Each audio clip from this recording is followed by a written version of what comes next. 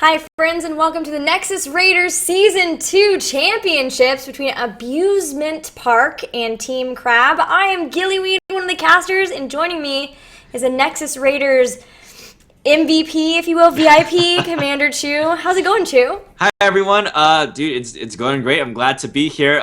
Once again, I am Commander Chu. Thank you everyone on the stream and everyone viewing at home, whether it's live or after the games. Thanks so much for being here and just supporting what we do at Nexus Raiders. Yes, it's really exciting to be here. We've got a best of 5 between Abusement Park and Team Crab. It is a weighted best of 5 since Team Crab, what is it, because they won Season 1, or? It's actually just because they're in the upper bracket, Okay, so they went through the whole bracket undefeated.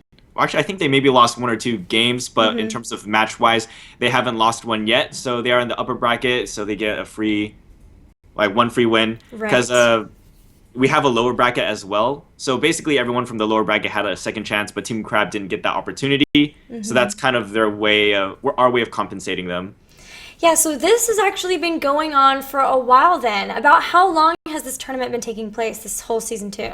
Let's see, Season 2, I'm pretty sure we started mid-June, I think. Because when I originally structured the tournament, it's only on weekends. So I believe we had 6 weeks, 6 or 7 weeks, I believe. Wow. Yeah. And this finals is the culmination of that. So Abusement Park came through the lower bracket. Was it? I don't quite remember the bracket. Did they lose to Team Crab before, or did someone else knock them down there? Actually, they had to forfeit a match in the upper bracket because they were missing several members on a day. Unfortunately, because everyone has their own lives to deal with. But they were able to win all of their matches in the lower bracket and managed to get all the way to the finals. So, yeah. Well, that's awesome. That means it's the first time we get to see these guys face off, which is going to be a blast. And you were telling me a little bit that a lot of people are actually rooting for Abusement Park, who might be the underdogs of it, to take out Team Crab. Do you want to go into detail with that? Yeah, so basically Team Crab has been one of the strongest teams in Nexus Raiders for a long time. They won our Season 1 tournament. Even before our official seasons, they were one of the very dominant teams, really known for their roaming gang style of play, just a lot of hyper-aggression. But Abusement Park kind of just came out of nowhere. It's actually really funny. Right before the tournament started, we were still looking up for more teams if anyone else wanted to play, and Abusement Park was one of those last-minute pickup games.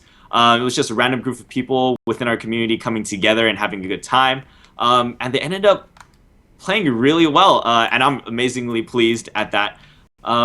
Especially their games against Team Zot, which is part of Team Zot is made out of the heroes of the dorm team from University of California, Irvine. And they also beat out New World Order, which is another one of the favored teams within Nexus Raiders. So they've been doing great this season. Does Team Zot have proteges on it? I don't. Protege wasn't in that team. Okay. I well, actually, no, he for was on, Heroes of the Dorm. I think he was for Dorm. Yeah. So I didn't know if he was still playing on it.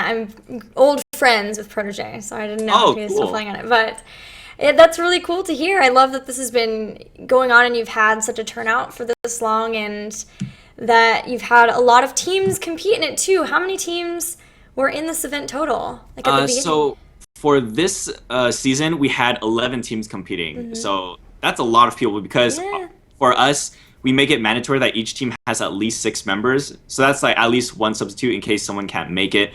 Some of the teams have even 2 substitutes, so that's a 7-man team.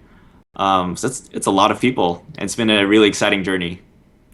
Well, we will be getting into our first game between these teams pretty soon. They're just getting set up. I see already Chogal in some chat, and from what I've heard from you, we could be expecting some interesting hero picks based on some of their favorites. Yeah, definitely. I'm personally really looking forward to some Chogal games. United GGK and Sevio are famous for their Chogal play. They brought it out many times in this tournament already. Bogli and Veritas are also pretty well known for their Chogal play as well. Both of those duos are undefeated so far in all of those games that they brought them out. That would be crazy to see. How long has it been since Chogal was contested in something that I cast? It's been like since spring. Definitely since spring that it's been like, oh, both of these teams could get them. They might be setting up. But also Malfurion, right? Yeah, so interestingly enough, like I feel like Malfurion hasn't really done as well in comparison to Rhaegar or Lieutenant Morales lately, or actually even for the last several months. But we see both teams really favoring Malfurion. I don't know if it's just because he can give his allies mana, or if it's just the high healing numbers, but he's seen a really high pick rate for both of these teams. Do they like to run him as a solo support? Do you see him sometimes paired with maybe Tyrande or Tassadar? Actually, he's always the solo support. I don't think I've ever seen Malfurion with another support duo. It's actually really interesting because Dawnforged is the Malfurion player for Abusement Park. He usually runs Tranquility, which is the standard healing for Malfurion, versus Tim Crab really likes Twilight Dream, and The Dream?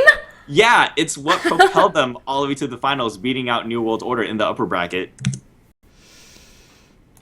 They're asking for ready. Ready and excited. Right. Oh my Get gosh. this underway. Maybe for some of my viewers who haven't really heard of Nexus Raiders before we get into this, maybe you could explain how Nexus Raiders came about and kind of the mission of it. All right, definitely. Yeah. Well, Nexus Raiders is a community, community of just Heroes of the Storm gamers. We came together, and really we just play together to have a good time, teach each other, skills. We have a really wide range of new players or really experienced players. We have several grandmasters in our ranks, which is a little intimidating. But it's really great. We're all here to have a good time, and that's what we focus on. So we do a lot of custom games with each other. We do custom drafts, or we even do ARAM games. When we don't have enough people online, we just party up, quick match or team league. So it's a really great place for that, especially if you're looking for some good players for team league to get your mounts for the season reward. But really, it all started with just a couple people, just me and I think like 5 or 6 other people. This is back when I first started playing. I found a couple friends I generally liked playing with, so I was like, hey, can I add you on Facebook and let's coordinate when we play? And it just spiraled out of control, I guess. I think in January was when we coined the name Nexus Raiders, and that was only when we had like 20 people, but it looks like we were ready for the draft, so it's going to be on Infernal Shrines. All right. Nice. Okay, so Infernal Shrines is a favorite, I believe, of Team Crabs, who also, I think you were telling me, maybe likes to pull out Kerrigan a lot. Yeah, they definitely love this map a lot. I believe they have a 100% win rate on this map. Oh, wow. Yeah, either 100% or really close.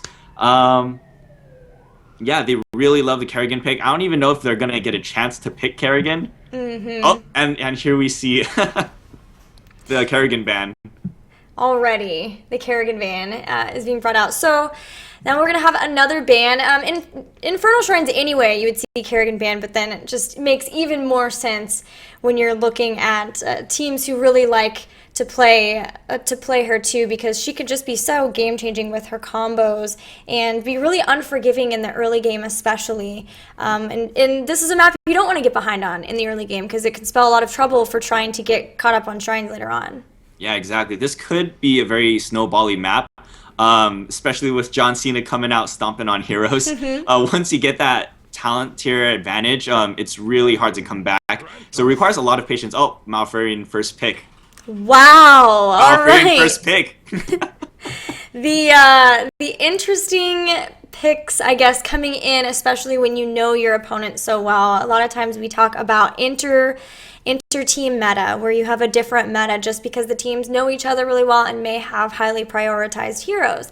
That's something that happened between Brainpower and Cloud9 a lot in the last North American regional. Is Anubarak was just crazy highly prioritized, more than it was for either of those teams in other matches.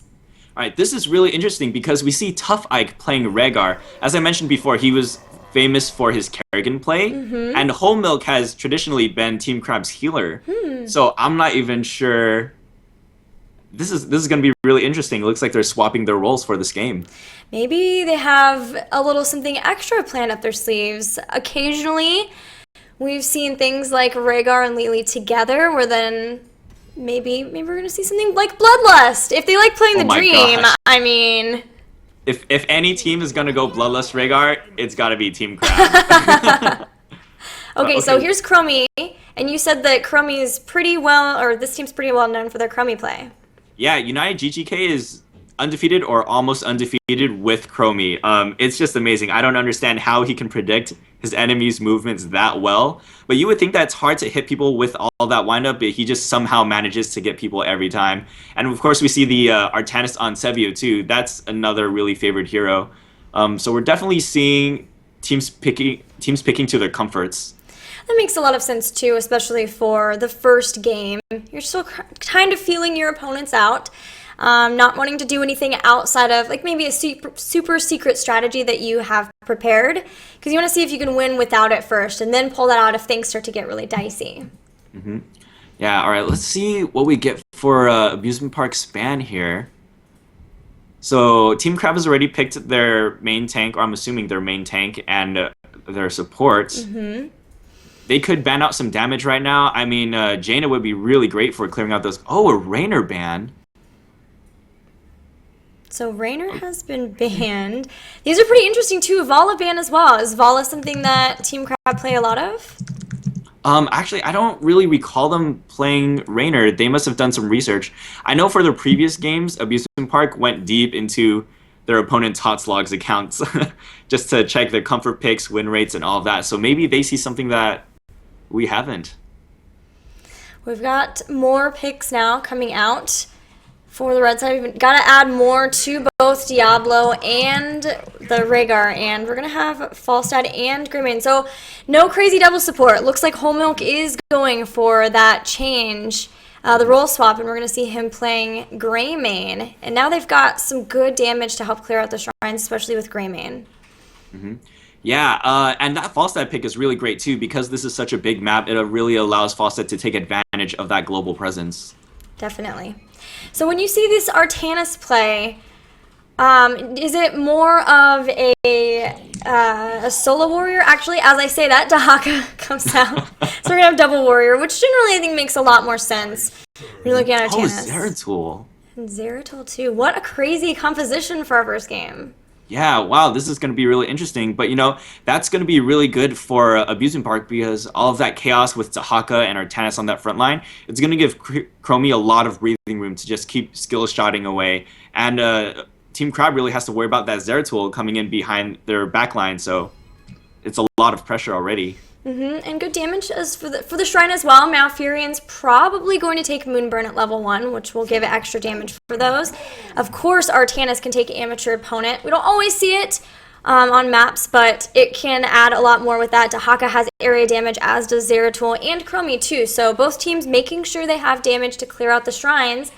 We are going to head into our game number 1 of the Nexus Raiders Season 2 Championships. I'm so pumped. Are you pumped? Yeah, I'm so excited. I can't wait to see what both of these teams play. I mean, we see Anub'arak picked up by Bogli on Team Crab, so both teams are opting for that double warrior meta, I guess. Mm-hmm. Man, it's just going to be Chromie versus Falstad Poke. Whoever wins the Poke war, I guess. Yeah, we'll see if Chromie starts to stack up too. I've seen so many different Chromie builds in the amount of time that I've started to see people picking her more and more in games. Of course, still not very often, but I've seen the Sandblast stacking at level 1. I've even occasionally seen the Dragon's Breath stacks as well, trying to really get a lot of damage out of the area. And with this being a map where you want good area damage and where there's a lot of choke points, I definitely could see them picking up a build like that. But of course, you're going to know the Chromie player a little bit better. Yeah, honestly, I suspect that Chromie will get the quest talent so that she gets more vision, because Team Crab really does favor that gank-heavy style. But I do think Chromie has a really big advantage on this map, especially when the Shrine phase comes up, because her Sand Blast, they just go right through the Guardians and hit the enemy. Mm-hmm. It's just going to be really interesting to see. All right, looks like both teams are hovering over the mid. Maybe both teams are trying to go for an early game team fight. We'll have to see. Let's go ahead and introduce them if we can really fast. For Abusement Park in the blue, we've got Dawn Forge playing Malfurion, United GGK on Chromie, Sevio playing Artanis, Milk and Cookies on Dehaka and playing Zeratul B Seniority. Yep, and on the red team we have Team Crab with Veritas on Diablo, Bogli on Anubrak, Tufike on Rhaegar, Whole Milk on Greymane, and Noah on Falstad. And already we see Artanis go down. Artanis, unfortunately, was body blocked to death. That's going to be a very early kill for Team Crab. Of course, won't amount to too much experience, but it can start to really grow into a bigger experience lead if they continue to be able to pick up kills like that, as well as allow Team Crab to get ahead in their rotations a little bit better if they're looking to do that mid-bot rotation. Definitely, and it also really sets the tone getting that first kill. Although it doesn't amount to a lot of experience, it definitely puts a big caution sign in Abusement Park. Well, we're looking at some of the talents, and it looks like Chromie is going to be going for deep breathing, so she is going to be buffing her Dragon's Breath, eventually trying to get more damage off that. We'll see if she continues into that with further talents later on, maybe even more damage. At the center, I believe it's called Dragon's Eye at 7. All that damage I know already! That's just the pinpoint accuracy of United GGK. Oh, he did miss that one though, but that's going to be a really scary thing to deal with. I'll try to make sure to keep track of that too so we can figure out when he's going to be able to get max stacks on that.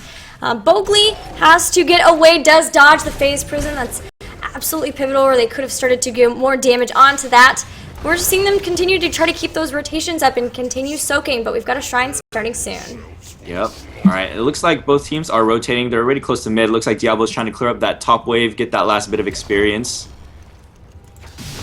Yep, and we've got more, Seniority trying to push Diablo back in, or Zeratul back in. It's not going to happen, but we do have Shando's Clarity for Malfurion, so he'll be able to keep Chromie nice and healthy in the mana department as well as the rest of the team. There goes a flip onto Milk and Cookies, followed by a good stun by Bogli. Great team synergy by Team Crab. Great focus, but look at that damage coming from Chromie. I know they just got that pick, but as the game progresses, that's going to be a ton of damage.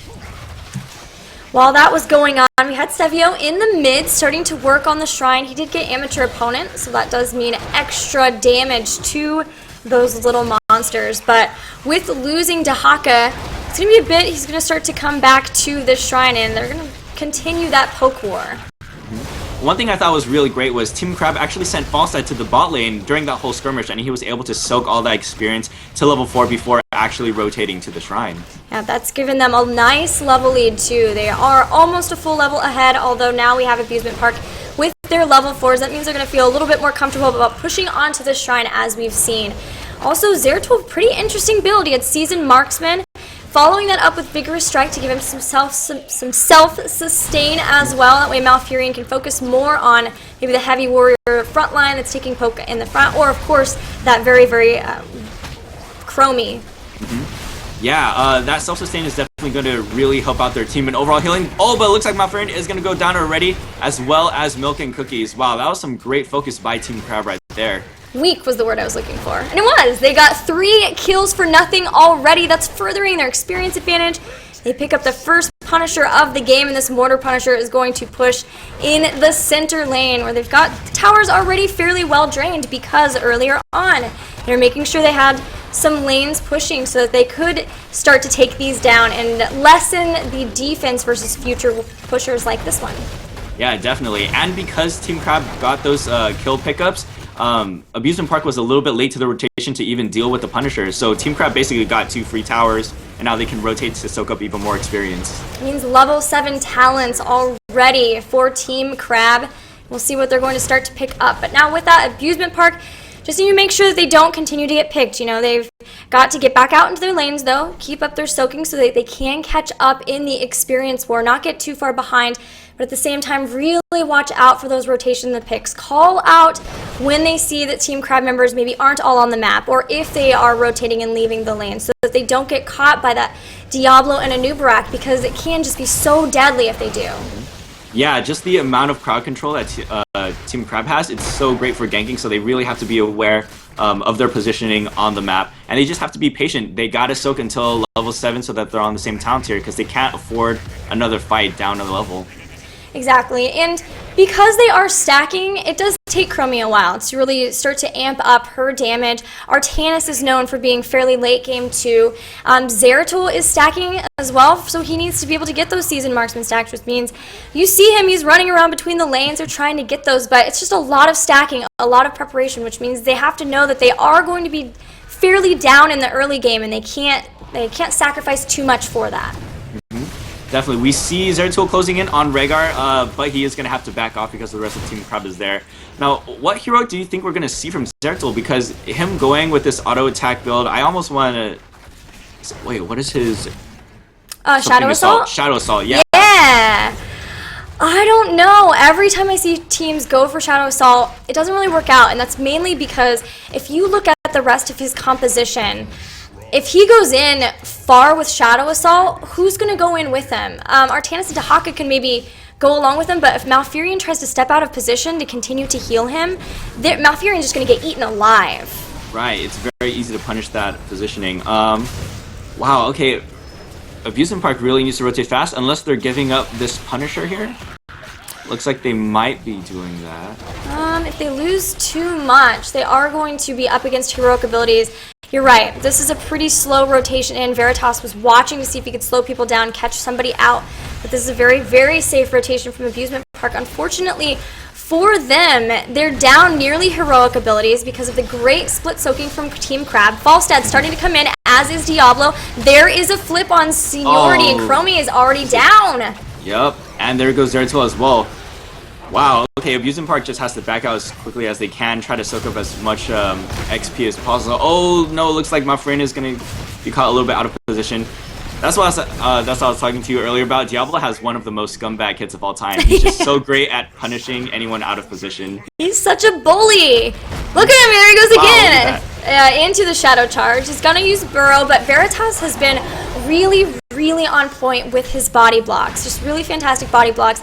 He knows that he has a healer who's going to be there, as well as a partner in crime in Anubarak. And Anub's there to help slow them down too with the stuns so that he doesn't have to go too far toward his opponent's team to be able to get those good body blocks. And I have to say, Team Crab's definitely got a good stranglehold on this game.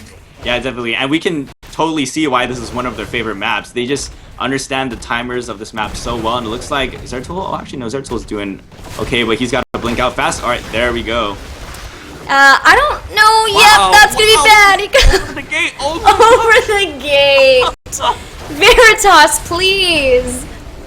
This is some scary Diablo play. I don't think I've ever seen Veritas play Diablo actually, but he's got that master skin.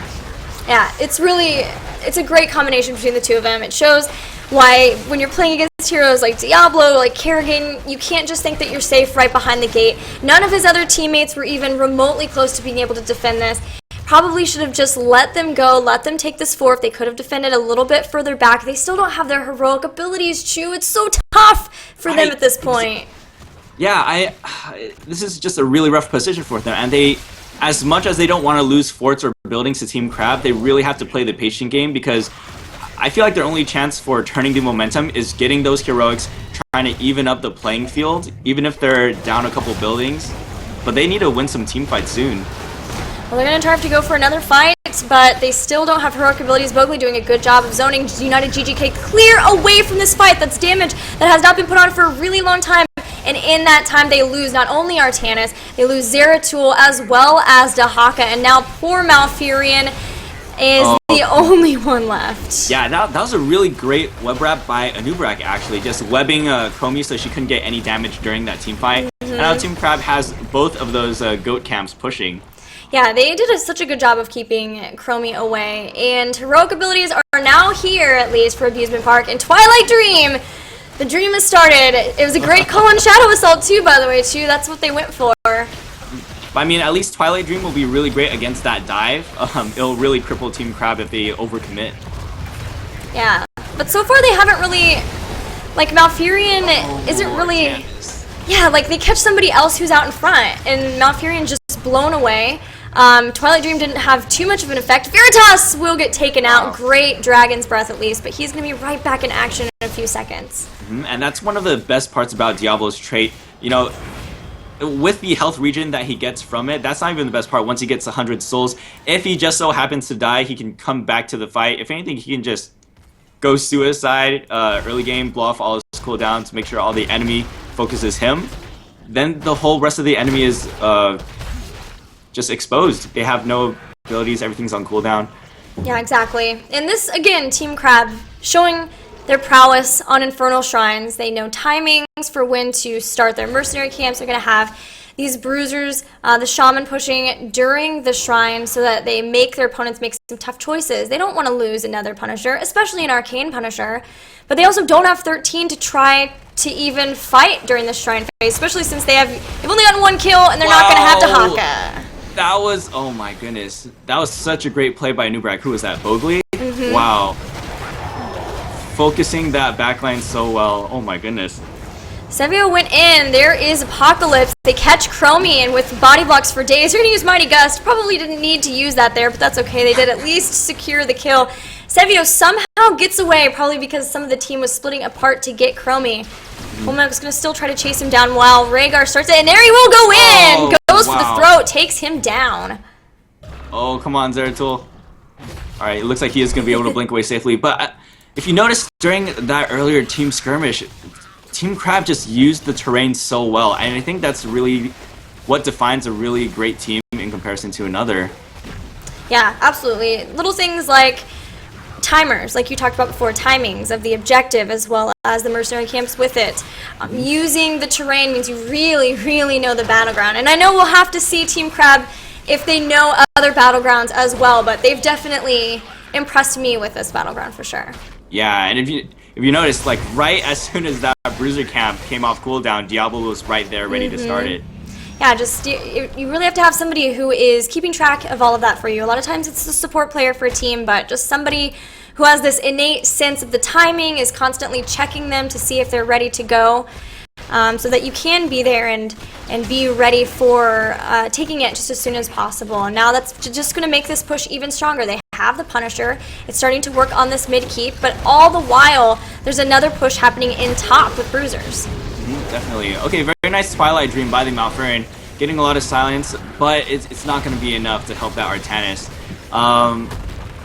This is going to be a really rough defense for Abusement Park, but you know, it's Heroes of the Storm. This is the game of comebacks.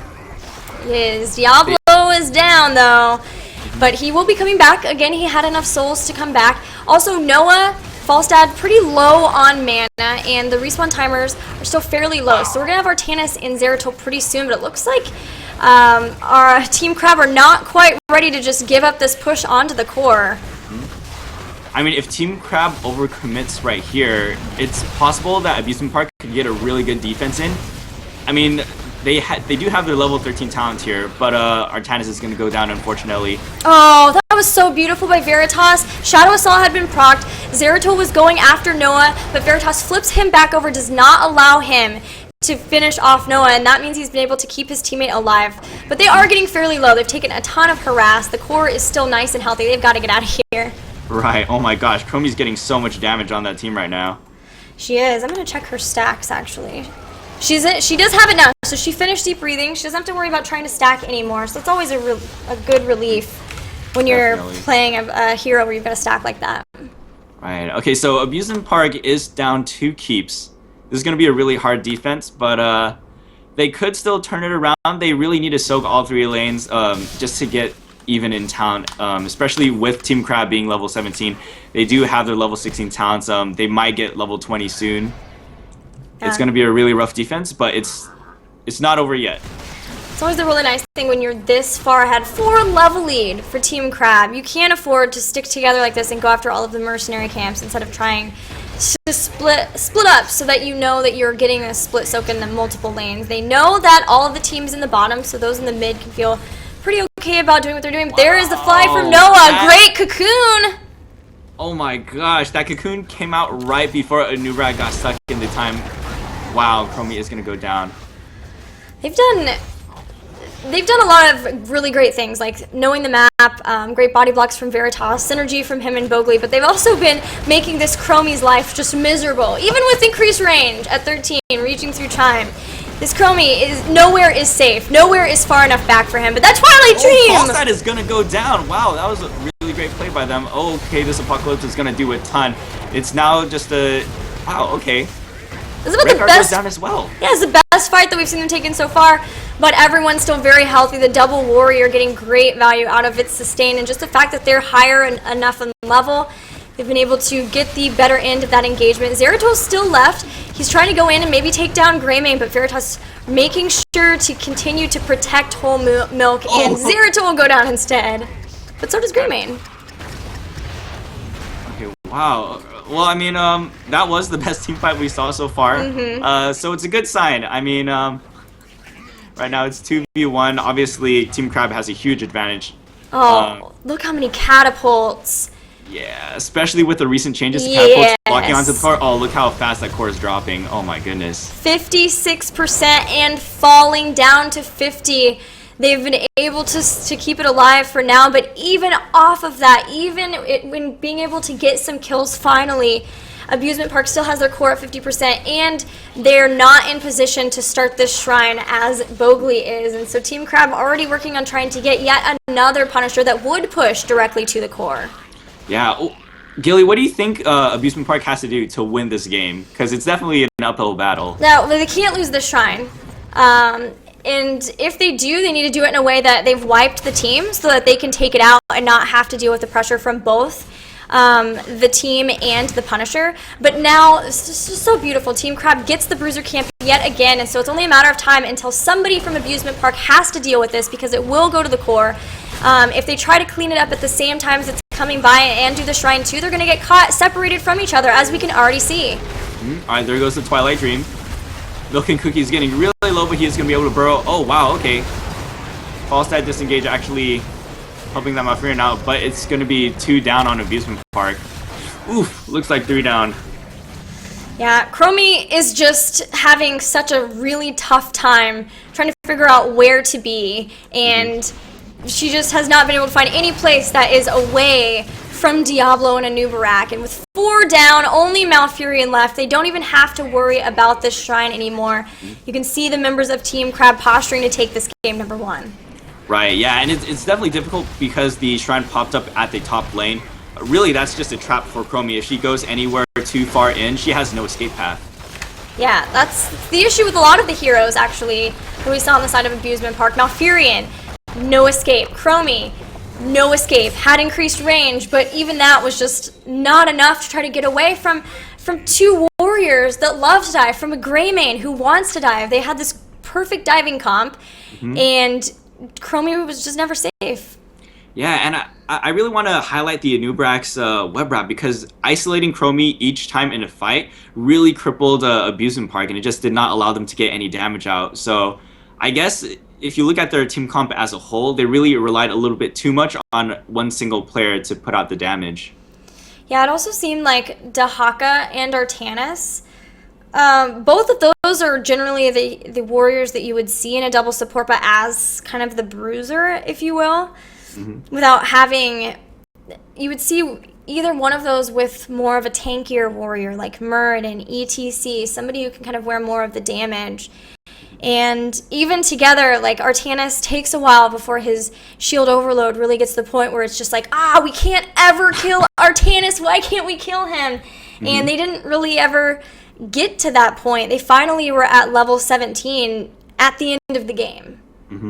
Yeah, so Team Crab just did a really great job pressuring their enemies, taking advantage of the other team not being able to soak as efficiently. So that was an amazing game number 1. What a stomp. But, you know, that was Team Crab's favorite map, and they did get to pick the map. So we'll see what Abusement Park decides to go with for game number 2. But we are going to take a quick 5-minute break, just intermission, to get the next games going. I really want to see a game number 4. Just to be honest, I want to see Abusement Park really show that they came here with a purpose, that they can win it all. I would love that as well. Yeah, we'll see. Yeah, we're going to take a break. While we're on break, you guys can follow Nexus Raiders. There's a Facebook page, Facebook group. You can follow on Twitter. which if you follow me on Twitter, I tweeted it out, so you can follow it there. There's also YouTube, and there's a Patreon. But if you want to find all of those things, you can just go to nexus-raiders.com, and that's where you can find everybody. It's also right down there. And you can follow Commander Shu as well. Yay! Hooray! Yeah, it's great. Everything's pretty easy to find, especially on Facebook. Just search Nexus Raiders. I'm sure you'll be able to find us. All right, cool. Well, we'll take our break. We'll be right back, guys. Alrighty. Whew.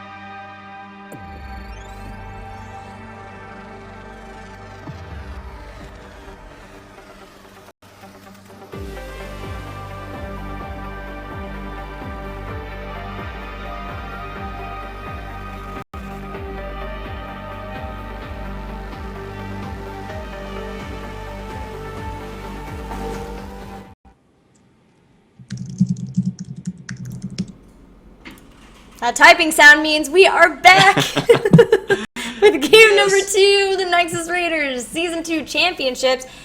And if I did my caster math right, which is not always the case, this is match point for Team Crab, right?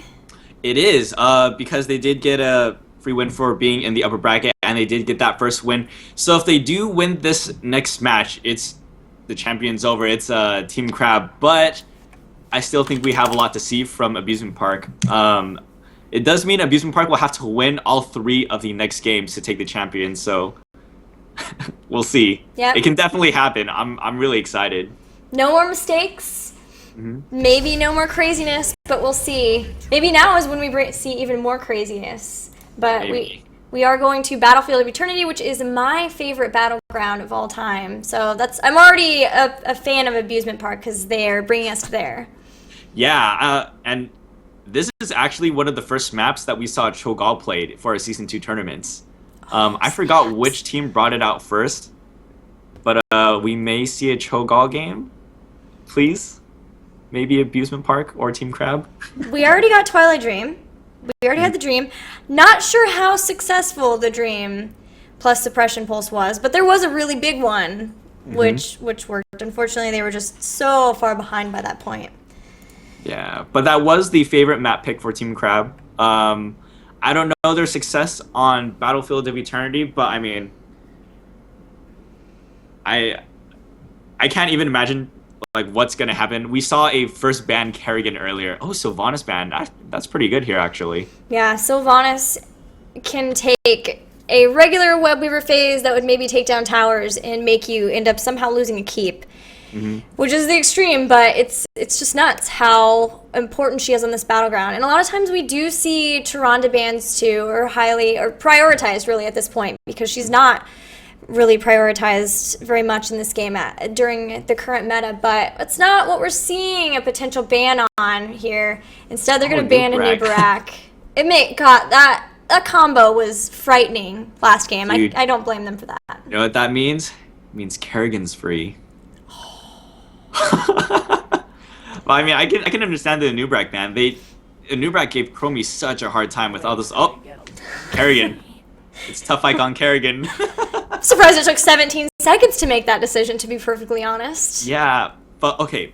But the thing is, if Abusement Park manages to pull a win with Tough Ike playing his main well-known hero, that could tilt Team Crab and really turn the momentum for them. If they're able to do it. Man, Kerrigan went through quite a few changes in the last patch too. And she's, I hear she's just dominating in Hero League too. She's a terror across a lot of the ranks. But Tychus and Greymane, also two heroes that have been really hot in the meta, especially Greymane too. His change in the last patch was a little confusing for some people, but Greymane players were excited. Yeah, I heard a lot of excitement. I myself was a little bit confused until I started playing him, and I was amazed. He's a great hero. He is amazing. The change from 40 to 50% is awesome. Even it definitely more than makes up for the nerf in the human damage. But there's Malfurion, so both Kerrigan and Malfurion being picked up, as well as Kael'thas, and this looks pretty terrifying. Not only now can there be a pull into Impaling Blades, but you have follow-up Gravity Lapses, you have follow-up Entangling Roots, which sometimes can be difficult to hit because it does take a cast time, but there's lots of different things to follow up now with them, and people are going to be locked down for a very long time. Yeah, definitely. And with all of that lockdown, that just gives more opportunity for Living Bomb to spread. It does. So that's going to be a really scary thing. Yeah, there's a lot of choke points where you can hit multiple people, pull them into a combo, and Cho'Gall is just straight up banned. But Diablo was too. So that just shows how difficult maybe, but also maybe unprepared Abusement Park was to ever deal with that Diablo, Anubarak, combo, Death Ball, whatever you would call it, that they have to use both of their bans just to stop those warriors. And that has enabled, yes, they got Greymane and Tychus, but the three heroes that Team Crab have are looking good. Oh, Stitches. I've never seen United GGK play Stitches. Lunara. Maybe this is a secret pick, secret strat. I mean, that's a ton of damage that they have right now. Lunara, Greymane, and Tychus, they're going to be able to burn down Immortals really fast. They do have a lot of damage for the Immortals. They don't have any follow-up other than slows at the moment for a Stitches hook. That's my concern, as well as support for three very squishy, very position-dependent heroes like Tychus, Lunara, and Greymane. And Stitches is also not even the strongest. Oh, okay. Wow. I love that Artana skin. I always say it looks like some cheap toy. Like the red skin version. Wow. Okay, so now we're going to see Artanis be stolen away. And there's Rhaegar. That comp is so Team Crab. Yeah. Yeah. Everyone, if you've ever felt victimized by Kerrigan, please raise your hand. Man, they have so much control. And there is a lot riding on United GGK to hit hooks. Wow.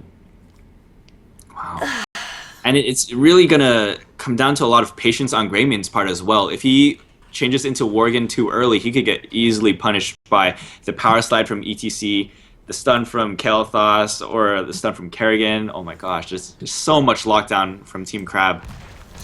Well, let's introduce our teams again, starting with the blue. Once again, we have Abusement Park with Seniority playing Greymane, United GGK on Stitches, Dawn Forge played by Tychus, Milk and Cookies playing Rhaegar, and Sevio will be playing Lunara.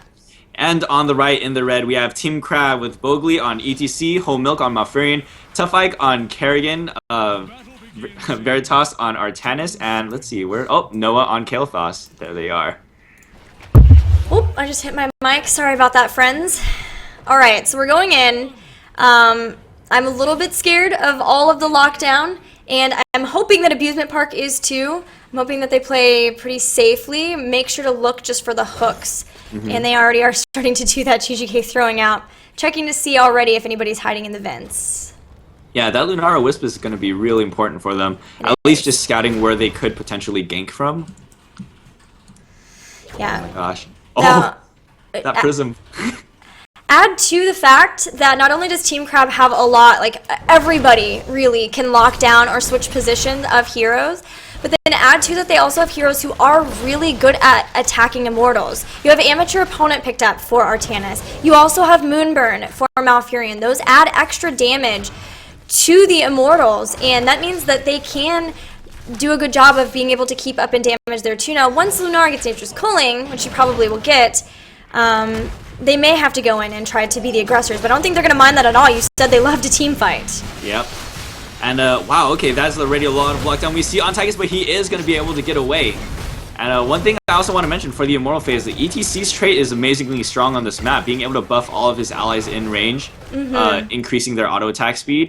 That's really going to help them stay up to par in damage. Looking at what they have for escapes from hooks, hook targets, Malfurion is going to be a really good one if they're able to pick him up. Kael'thas even would be good. Maybe Kerrigan, it kind of depends. She could get adaptation at 7 if she wants to be able to ravage back to her teammates. But again, really it's going to be a problem with anybody because the lockdown is just not really a factor. They did get Earth Grasp Totem, or Colossal Totem, which increases the area. But still, they're relying on slows to be able to lock somebody down when you would love a follow-up stun. Oh my gosh, looks like Greymane might be out of position right here. A little bit slow. Oh, okay, but the power slide is not enough.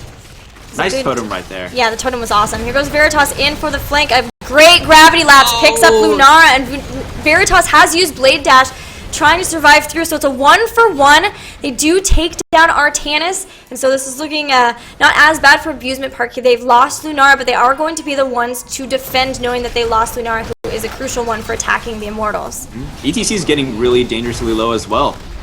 Looks like Tychus is just focusing him. But there goes Greymane down. Tough Ike, even on the brink of death, still gets a great combo to ensure his destruction. Tychus will take down ETC though, so again, another 1-for-1 trade. Lunara is back in action. Everyone else pretty low from Team Crab, so this is going to let Abusement Park start to poke down Beleth here. Yeah, definitely. They are taking a bit of the advantage on the Immortal. We'll just see how Team Crab decides to respond. Looks like they're starting to posture back up. ETC and Kael'thas still need to get back into action. Kael'thas had to go all the way back out. You can see United GGK Stitches is fairly low on mana, as is Milk and Cookies. So this is kind of a ticky time bomb. Artanis. Perfect into the stuns. A big, huge combo, entangling roots underneath, but somehow nobody has died. Just now, Greymane gets taken down. Alright, but still, like, the other 4 of Abusement Park, they could have been finished off so quickly, but they managed to scrap by. They did. They have to go back and tap, go back and heal up. You see Stitches is going back now too. Dawnforge just used his tap. And the halfway point is going to start. That means that it does give a little bit of time for the teams to heal back up and get out here. And Abusement Park should be back out a little bit faster since they had time to tap. Alright, it's interesting that they're choosing to take this camp right now. I would have preferred to see a rush on the Immortal. But it looks like Team Crab hasn't gotten there yet either.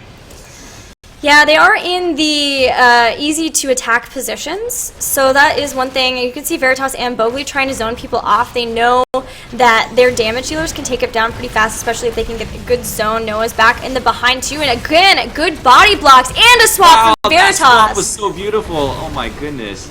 Veritas is going to go down though, so they're going to trade out their warriors again, but in that time, still, it was all of the members of Abusement Park trying to defend, whereas a couple of members from Team Crab were attacking. So they're going to get the first Immortal. Yeah, picking up the Shaman camp might have seemed good at the time, but I just feel like it lost so much value. It's really not that great this early. Well, especially just because they were already behind. They were behind in the Immortal phase. And so they needed that valuable few seconds where they were back a little bit faster because they had gone back earlier to heal up, to try to tie it back up in time.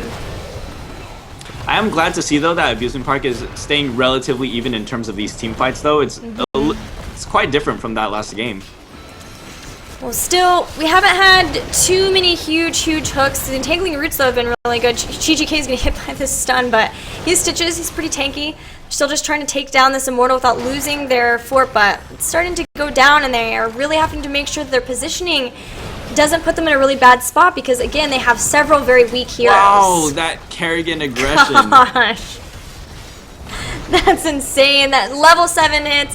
They go in, they get the Lunara kill, and now we're starting to once again see Team Crab start to eke ahead. Wow, that Team Crab aggression. I mean, their comp is just really scary overall. But we'll see how the tides turn as the game goes. Yeah, we're facing a situation where Abusement Park just kind of has to play not passive, but just safely. They know that their opponents like to be aggressive, so if they just can't give their opponents what they want, make sure they don't get too far behind, and then catch people maybe who are being too aggressive by themselves, right? Whom they might be feeling like, oh, we've already got this in the bag. We can be a little sloppy. If they can catch them in that, just make sure they don't get as far behind as they did in the last game, because it's really important, especially in the next phase, to not be behind a huge amount, or you could just lose the game. That's how Battlefield works. Yep, definitely. It is a very snowbally map. I honestly, I don't really want to see this team fight right here. I would much prefer to see Abusement Park soak both of the lanes and try to take back the EXP that they lost. Oh, okay, there was a huge cleanse. Dawnforge is in a really bad spot. Swap from Veritas. And again, they get another kill. United GGK is going to pull Stitches right back into her grasp, take her out. They tried to get Kerrigan down, they just couldn't. Oh, okay, well done, Greymane. At least they were able to somewhat salvage that situation. But it is going to be 4 people down on the side of Abusement Park. A 4 for 2. Team Crab almost with their heroic abilities, and now with a mercenary camp, and the fact that they've drained these towers of ammo means they can take them out and get heroic abilities. This is an immortal that, what do Abusement Park even do? They need to be soaking lanes, but they also, if they just go to lanes, they will give up an entire immortal, and this is what I'm talking about. The second immortal phase just makes or breaks the game a lot of times. Yeah, this is going to be really rough. I mean, Lunara does have Nature's Calling right now, which is great against the Immortal, but there's always the danger that Team Crab will just roam around and gank, because they do have that level 10, their heroic advantage. Yeah, she was trying to use, she has Skybound Wisp, so if it gets taken out, it reveals an area, so they're trying just to make sure to play safely, but start to put some damage down, but still a full level advantage for Team Crab. Oh, this is really dangerous here. They can't afford to overcommit. It's a really big stun from the members of Team Crab. They use the suppression pulse too, and it hit a ton of people. That really affects the auto attackers. There's so many auto attackers for Abusement Park that affects, and because of that, 2 people down, no heroic abilities, giant swap again. Oh, Veritas. You gotta hand it to Team Crab. They're just amazing in their team synergy. I feel like it doesn't even matter what heroes they pick. They just understand each other so well. Yeah, and a lot of that comes from how long they've been playing together. Didn't you also say that these guys are real-life friends? Yeah, they've been playing together for a really long time now. Yeah, like in terms of experience together, I'm pretty sure it's been at least a year, probably over a year. And they're all friends in real life, so I'm sure they've played other games together as well. Versus Abusement Park, they're just like a pickup team. Wow, that aggression! Oh my goodness! The hook was really good though. Yeah, alright, Tyga's gonna go down, but that hook gave them 10. They got the kill that gave them heroic abilities. And because they took out Kerrigan, they could no longer. Crab just do not even want to try to do this. They have Artanis pushing on the other side. He's taken out 1 tower. It's still a very hard situation for Abusement Park, but at least they've gotten a little bit of relief. They know they don't have to worry so much about those combos. ETC and Kael'thas is still a very real threat, but it's much less than having Kerrigan behind it. Right, and the real scary thing about Kerrigan is her shields. When she does damage, she gets shields. It's almost like a paradox. Like, oh, let me just kill you a little bit, and also become stronger at the same time. GGK doing exactly what I wanted to see. Teammates getting overly aggressive on the other side. And there's a leaping strike from Sevio. He's going after Malfurion. He's been able to take him down, and that is another really big win for them. They've kept Milk and Cookies alive for now. But finally, Rhaegar will drop, but they take down ETC too, and Kerrigan, who has just gotten back. Oh my gosh, Greymane! But I'm sorry, I missed a kill on bottom too with Stitches being able to hook Artanis in.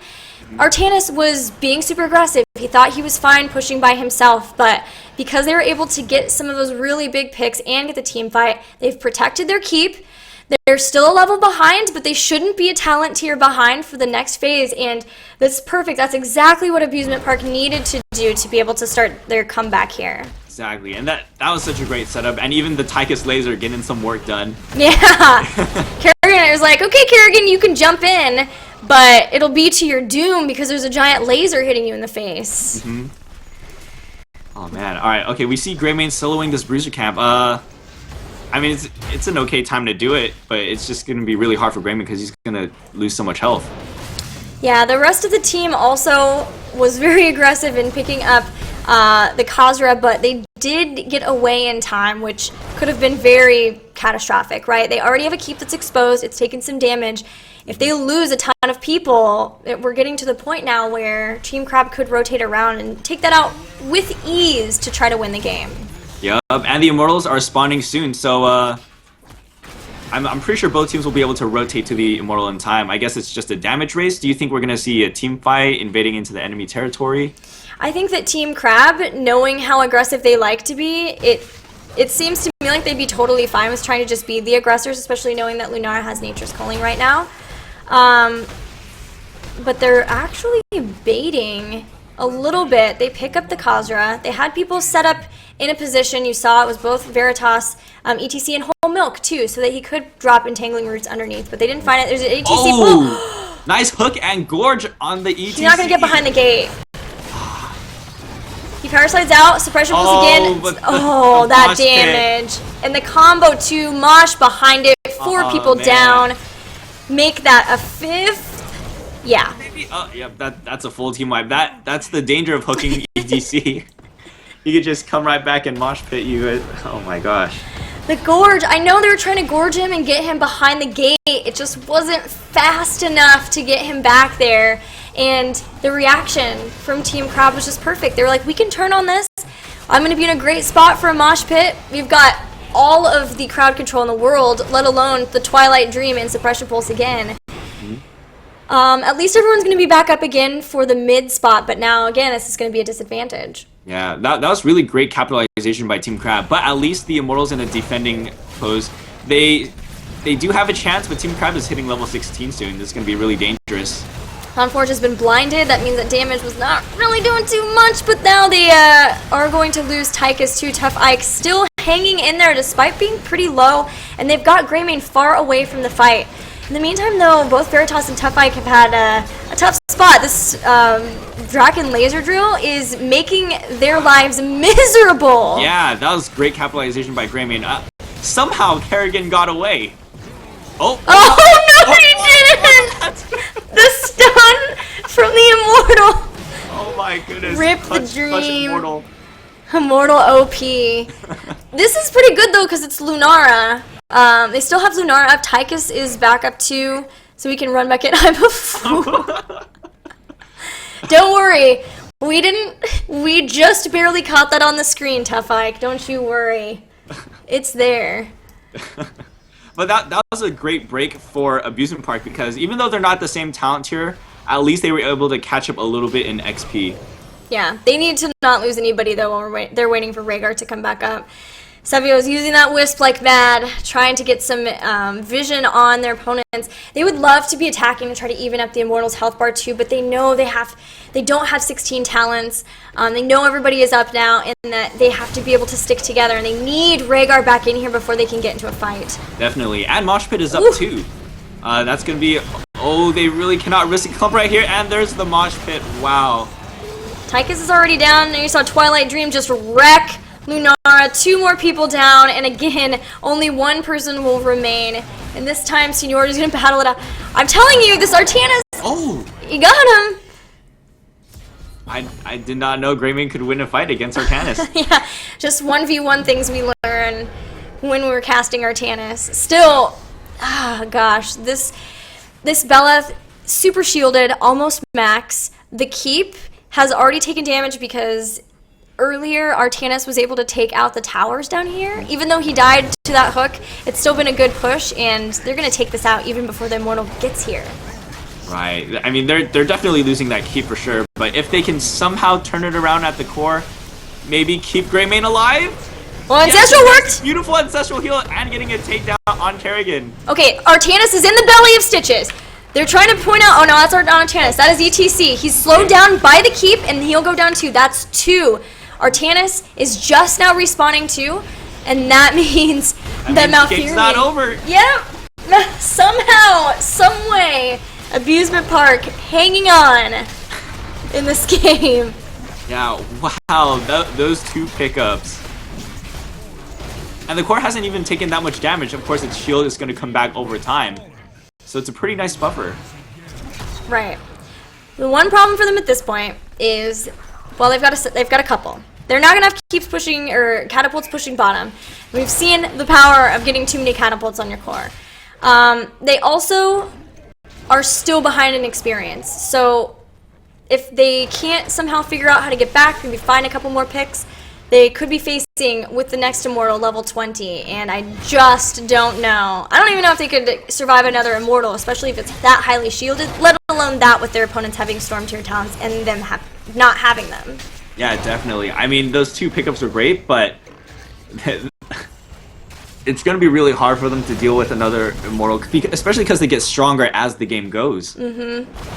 Yeah, it's like when we see them win fights, Abusement Park still, it's like they're winning fights, but then they have to damage control immediately afterwards. We never see them be able to quickly do much other than getting like the mercenary camp that they got. We saw how much effect that had, right?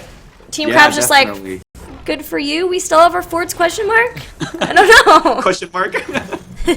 But it looks like Team Crab really wants to push this fight, which I think is interesting because I would have thought they'd... Wow! No! Oh my gosh, Nara! Oh, she is going to go down. Wow. A cleanse was good. Leaving strike was almost there. Tychus, no! Oh, no. Okay, alright. Well, with the Immortal spawning... These no escape heroes is really causing them issue, especially when you see something like that, a combo followed by the phase prism. Stitches is down. Team Crab working on the final keep for Abusement Park. Maybe looking at more as they start to posture toward the core. Definitely, and oh my gosh, that combination with Kerrigan and Artanis, just, I mean, Kerrigan's normal combo, but the Artanis swap right after that just leaves everyone out of position. Sevio points out a great thing too, 40% range talent, Eviscerate for Kerrigan. She can be jumping on you from anywhere, even if you think that you're in a safe spot. As you can see, poor Senior to get taken down too. The Dream, one last Twilight Dream will make sure Rhaegar goes down too. Only Lunara left, the core dropping 20%, 10%, 0, and game number 2 in the series. Alright, and it looks like Team Crab takes the Season 2 championships. Wow, oh my goodness. Team Crab showing us why you should never let them have Kerrigan. Definitely fear their picks and rotations, because those were nightmarish. And I don't just say that because they had Nightmare Dream, or Twilight Dream. The upgrade is Nightmare. Dang it, I thought I was going to make a joke, and it didn't work! So close. So close. But yeah, I mean, definitely those were some amazing plays, and I mean, we did see Abusement Park improve significantly between the first and second game. Of course, this is the first time facing against Team Crab, so I don't know. I guess it's just a dynamics thing, but you know, they did play well considering their circumstance. Yeah, that was a very crazy, very dominating 2 games from Team Crab. The first game, even more dominating than the second, but even the second was double the kills, 31-16. Really fantastic play from them. Absolutely deserving of their grand prize, which is $20 Blizz codes for every single member. Woohoo! Yeah. Wow. So Team Crab winning 2 seasons in a row. I'm curious to see what's going to happen in Season 3. When does Season 3 start? So I'm planning to have it start at the beginning of September. So that does give everyone about like a month and a half time to just prepare the teams, practice. But I'm also excited to announce our qualifiers for the tournaments. Of course, it's nothing like super crazy, but do you enjoy ARAM games, Gilly? I do enjoy a good ARAM game. All right, so our qualifiers are ARAM games. It's not necessarily based off of a win or loss. It's mainly a participation thing. So basically, all the teams that register for the tournament are automatically entered into this Lords of ARAM contest. So all the teams will be playing against the others for a max of 10 games that count. Each win against the team, you get 3 points. Each loss, you get 2. So it's really just encouraging participation, but it's also going to determine how the bracket is going to be slotted. And that will be starting in September, or the qualifiers before? So the qualifiers will start before. It's basically as soon as teams register. And if anyone out there watching through Gilly's Twitch or something. If you want to become part of Nexus Raiders, it's really easy to find us. But you register your team on our website. It's just nexus-raiders.com. Yeah, all the information is on our website, except for Lords of Aram, which I just announced, but I haven't actually posted about yet. Well, so that'll you be guys there get a soon. preview. Yes, so I'm really excited for that. Of course, we also have other contests as well. We have a Buddy Brawl contest and a Duel Masters contest. So it's all on the ARAM map, actually. So Buddy Brawl is every time we have a Buddy Brawl, we have a different theme. So our first one was Cho'Gall Buddy Brawl. So it's all Cho'Galls only on the ARAM map. It was hilarious. Yeah, we do fun things.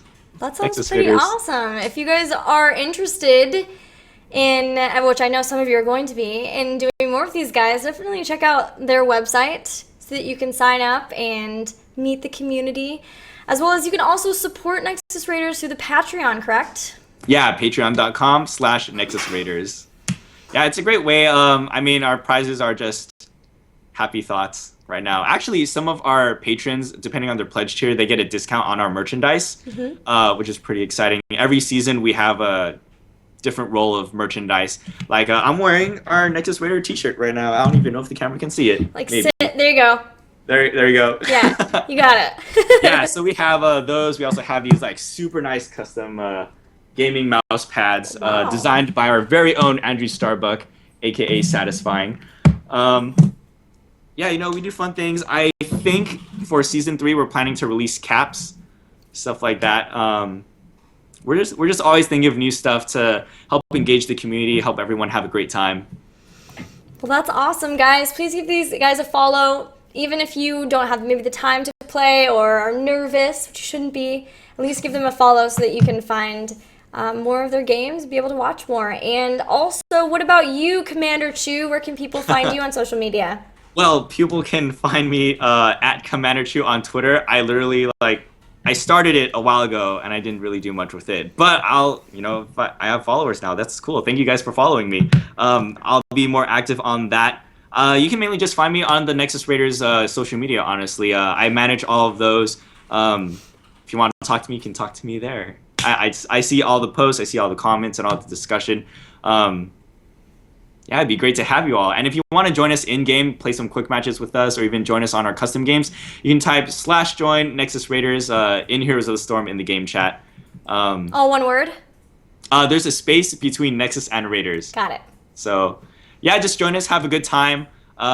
We like playing ARAM games because sometimes there's just not enough for a full 5v5. But most of us are online around 8 p.m., 9 p.m. Pacific, I would say. We have some people who just play throughout the day, which is great for them. I wish I could play that much. Me too, man. Me too. Yeah. Well, I know that this is already streamed to your channel, Gilly, but is there anywhere else you would like people to find you? The best place is Twitter, GillyWeedSC2, as it says right there.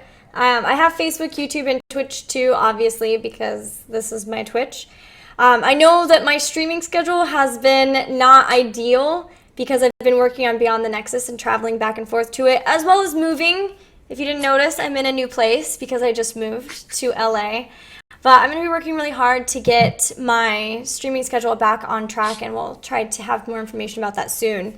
Also, I'll be casting more things soon, so stay tuned for more announcements. Yay! Yeah, I know everyone from Nexus Raiders community, we especially love that you were able to take the time to cast for these games. And we would just love to have you back. Maybe for season 3, or maybe even participate in season 3. Oh, that would be so much fun. I don't know. I would definitely try to make some ARAM games for sure. Yeah. That'd be fun. That's going to be a lot of fun. Thank you, everyone, for tuning in and just watching and supporting our community. Yeah, thanks everybody for watching. Hit the follow button. Especially check out the Nexus Raiders website. Thank you to all of the patrons too, and we will see you guys later. Bye. Right. See you, everyone. Are we off stream?